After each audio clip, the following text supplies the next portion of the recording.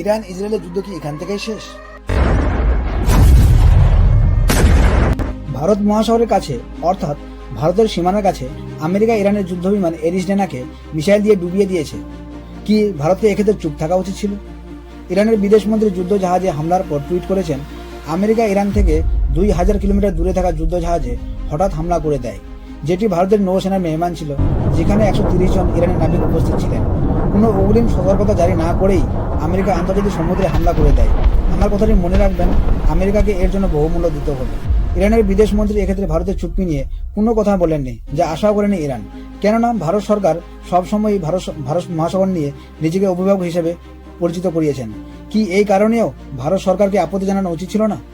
America যখন খুশি তখন ভারতের উপকূলে এসে ভারতের মেহমানদের যুদ্ধ জাহাজকে বোম দিয়ে উড়িয়ে দেবে, আর ভারত সরকার চুপ থেকে গেল? কিসের এত মজবুরি যা ভারত সরকার সয়ে যাচ্ছে? যে যুদ্ধ বিমানটি কিছুদিন আগেই ভারতের মেহমান হয়ে আসছিল, সেই মেহমানদের নিয়ে ভারতের রাস্তায় রাস্তায় বড় বড় পোস্টার লাগানো হয়েছিল, ভব্য ওয়েলকাম হয়েছিল, আর সেই মেহমানদের ভারতের কাছে এসেই মেরে যাবে, তাও একবার ভারত সরকার দুঃখ প্রকাশ করতে পারলো না? এর থেকে আর দুঃখের বিষয় কি হতে পারে? এর থেকে ভালো তো ভারত সরকারকে ইসরায়েলের সাথে সরাসরি যুদ্ধে নিযুক্ত হয়ে যাওয়াটাই শ্রেয়। এই প্রসঙ্গে নেতা প্রতিপক্ষ রাহুল গান্ধী উল্লেখ করেছেন, টুইট করেছেন যে বিশ্ব বর্তমানে একটি যুদ্ধরত পরিস্থিতিতে পৌঁছে গেছে। সাগরের বিশাল ঢেউ সামনে রয়েছে। ভারতের তেল সাপ্লাই বর্তমানে চরম সংকটে রয়েছে, কেননা ভারতের 40% আমদানি তথা ইম্পোর্ট হরমুজ প্রণালী হয়ে আসে। এই পরিস্থিতিতে আরও খারাপ পর্যায়ে চলে যায় যখন ইরানের যুদ্ধ বিমানটি আমেরিকা দ্বারা ধ্বংস হয়ে যায়। এই সময় আমাদের একটি হাত ব্রেকে আর একটি হাত চাকাতে আটকে গেছে, কেননা ভারতের কম্প্রোমাইজ প্রধানমন্ত্রী বিদেশের কাছে ঝুঁকে গেছেন। নেতা প্রতিপক্ষ রাহুল গান্ধী বললেন, ভারতের প্রধানমন্ত্রী আর স্বতন্ত্র ডিসিশন নিতে পারে না, কেননা বিদেশের কাছে ঝুঁকে যাওয়া নেতা হয়ে গেছেন। যে প্রধানমন্ত্রী বিভিন্ন সভায় নিজেকে 56 ইঞ্চির প্রধানমন্ত্রী হিসেবে উপস্থাপন করতেন, বুক চিরিয়ে বলতেন, তিনি আজ চুপ কেন?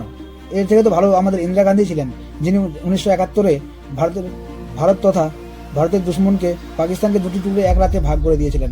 আর হ্যাঁ, কোথায় আমাদের বিদেশ মন্ত্রী, যাকে গদিমিটের ভক্তরা শতাব্দীর শ্রেষ্ঠ বিদেশ মন্ত্রী বলতেন? তিনি আবার কোন মনো উপবাস রেখেছেন যে একটি টুইটও করতে পারেন না?